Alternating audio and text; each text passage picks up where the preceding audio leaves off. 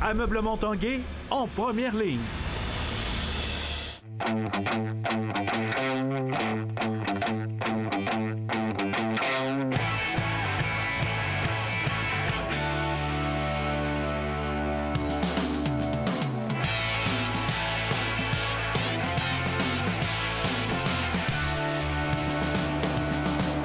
À tous un bon lundi, bon début de semaine. Bienvenue à l'Esprit sportif. Aujourd'hui, dans l'émission, on vous présente l'équipe féminine de curling qui représentera le Québec au championnat canadien. C'est une équipe d'ici, de Québec. Mais d'abord, parlons de tout ce qui s'est passé au cours de la fin de semaine. Victoire des Remparts samedi et dimanche. Victoire, entre autres, à la boxe de Lexon Mathieu. Mais d'abord, on parle des X-Games où Alex Beaulieu-Marchand a remporté pas une, mais 2 médailles d'argent. Mais d'abord, parlons de la médaille d'or de Laurie Blouin à ses tout premiers X-Games.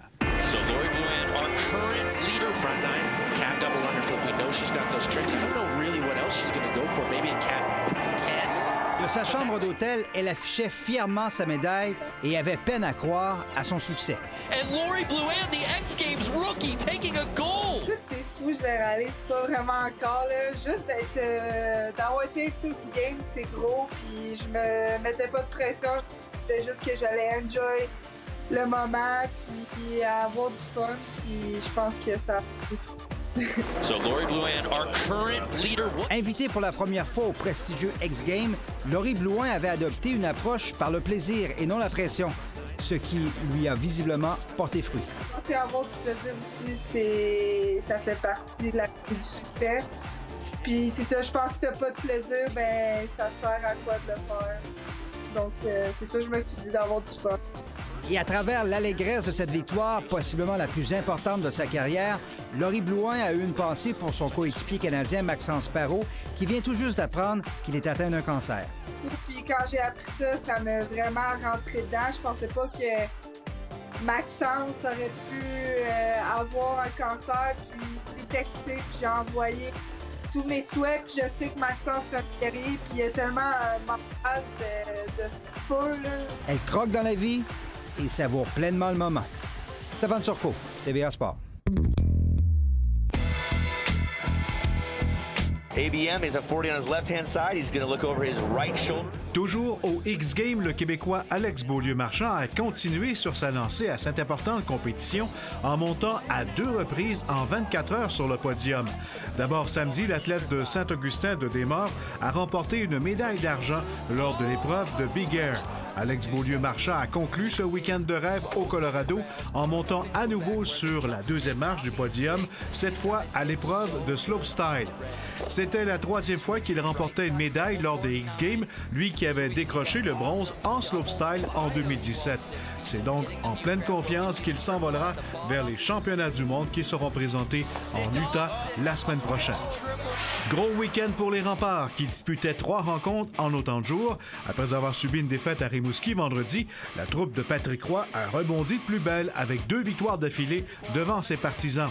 Samedi, Philippe Kourachev a débloqué les Remparts aussi en infligeant une correction de 6-2 à l'Armada de Blainville-Boisbriand sur la glace du Centre Vidéotron samedi après-midi, freinant à 4 leur série d'insuccès. Le joueur suisse est sorti de sa torpeur en enfilant l'aiguille à 2 reprises. Samuel Dickner, Gabriel Montreuil, Étienne Verrette et Pierre-Éric Dubé ont inscrit les autres filets. Le lendemain s'est inspiré par cette victoire de la veille que les Remparts l'ont emporté 5-2 face aux Foreurs de Val-d'Or. L'attaquant de 18 ans, Pierre-Éric Dubé, a explosé en inscrivant les 3 premiers buts de son équipe et son tout premier tour du chapeau dans la LHJMQ pour ses 12e, 13e et 14e buts de la saison. C'est sûr, ça fait du bien, mais je pense que c'est beaucoup une question, mettons, de travailler les 5 en même temps sur la glace, là, avec les 2 def puis Coxette Coron. Je pense qu'on a très bien fait, puis c'est un ensemble qui fait qu'à la fin, on concrétise bien. Patrick, puis Ben, il me donne beaucoup de confiance là, en jouant sur le powerplay, c'est 2-3 premiers trios, puis je prends confiance de game en game, puis je pense que ça peut juste être bon pour moi, puis ça va très bien. Je trouvais que dernièrement, il y avait plusieurs chances de marquer, puis on avait hâte que ça tombe pour lui, puis ça a été le cas aujourd'hui. Il a marqué quoi lors du dernier match? puis marquer encore ce soir. Alors, c'est des bonnes nouvelles pour nous. Puis c'est le fun de voir quelqu'un qui a beaucoup de chances de marquer depuis un petit bout de temps, est en mesure de marquer des buts. À la boxe, 3 coups de poing, c'est tout ce dont Lexon Mathieu a eu besoin pour savourer sa première victoire chez les pros samedi soir en sous-carte d'un gala présenté au Casino Montréal. Le boxeur de Québec n'a fait qu'une bouchée du Mexicain Edgar Santoyo.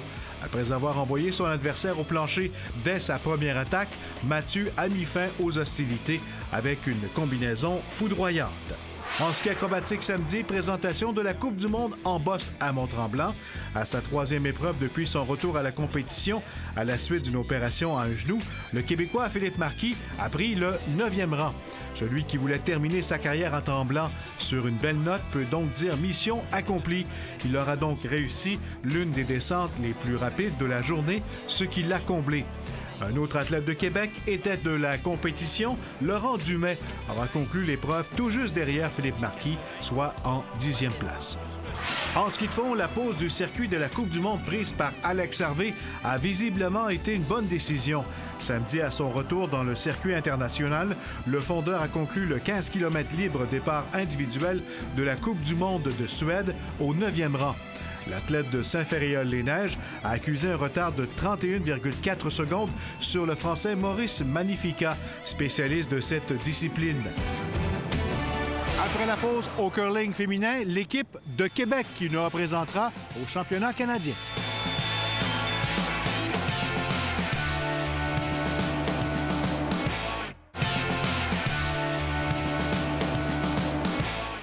On parle maintenant de curling féminin. C'est une équipe de Québec qui nous représentera lors des prochains championnats nationaux qui auront lieu du 16 au 22 février prochain.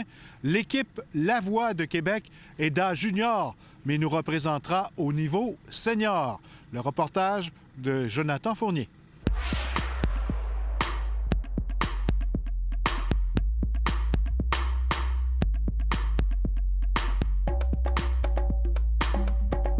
On a vécu un très beau championnat provincial la fin de semaine dernière. Comment ça a été pour ton équipe? Ça a vraiment bien été. C'est sûr qu'après une défaite au championnat provincial junior, on s'attendait à essayer de le performer le mieux possible. Mais pas nécessairement, c'était pas un de nos objectifs cette saison-ci de faire le Scotties. Mais quand on a perdu, c'est sûr que ça devient comme un nouvel objectif. Fait que c'est vraiment le fun de quand même voir que tout le travail, le temps qu'on met, ça a quand même payé. Ça a vraiment bien été. On a donné tout notre bon curling qu'on avait. Puis ça nous a permis de récolter la première place dans la ronde préliminaire, puis ensuite d'aller en finale, puis de rejouer contre une équipe junior, malgré que c'est un tournoi de femmes, puis de remporter également la finale, vu qu'on a encore mieux joué. C'est notre meilleure partie, selon moi, de la semaine qu'on a joué. Quand on gagne le championnat provincial, c'est merveilleux. C'est sûr, avant la partie, on savait qu'on allait pleurer, peu importe ce qui est arrivé. Puis heureusement, on a pleuré de joie, là, puis on s'est tous collés, puis c'était vraiment super. On gagne la finale aux provinciaux, ça nous donne un accès au championnat canadien, grand événement de curling. Comment on se sent à ce moment-là? On se sent très fébrile, mais on l'a toujours pas réalisé. Sur le moment non plus, on l'a pas réalisé. Donc, on attend avec impatience le moment. Une équipe de curling d'âge junior qui se présente au championnat canadien chez les adultes. C'est déjà arrivé, mais ça n'arrive pas souvent. Je suis arrivé l'année passée. Il y avait l'équipe du Lac-Saint-Jean, l'équipe gagnée, qui s'appelle le nom de l'équipe. Celle-ci s'est présentée là-bas, puis a quand même eu un record de 3 victoires, 4 défaites. Je pense que c'est assez bien pour une équipe junior. Étant donné que l'année passée, l'autre équipe junior a eu 3 victoires, on se dit au moins 3 victoires. C'est sûr que nous, on aimerait ça passer dans notre boîte pour être dans la boîte des Championship Pool. C'est viser vraiment que toutes les pierres se fassent à 100 parce que sinon, dès qu'on fait une petite erreur, que ça aurait passé la semaine passée, là, ça passera pas. C'est un honneur. Puis dans le fond, on veut vraiment performer, donc on veut donner notre meilleur. On va peut-être pas gagner, mais on veut tout donner. Puis si on va prendre de l'expérience, ça va être incroyable, ça va être une expérience magnifique. Final Stone looking for a 5th Canadian Championship. On va peut-être affronter certaines de nos idoles. Si on avait peut-être en nommé quelques-unes, quels sont les athlètes qui nous inspirent là-bas? C'est sûr que Jennifer Jones, c'est une excellente équipe. Depuis, finalement, que je suis toute jeune, que je suis cette équipe-là, c'est une de mes favorites. Sinon, les qualifications sont pas toutes encore terminées. C'est sûr que si l'équipe de Rachel Homan a se qualifié, elle aussi, c'est une de mes grandes idoles, qu'elle est excellente, vraiment, remporte beaucoup de compétitions, puis jouer contre elle, là, ce serait vraiment une très belle expérience.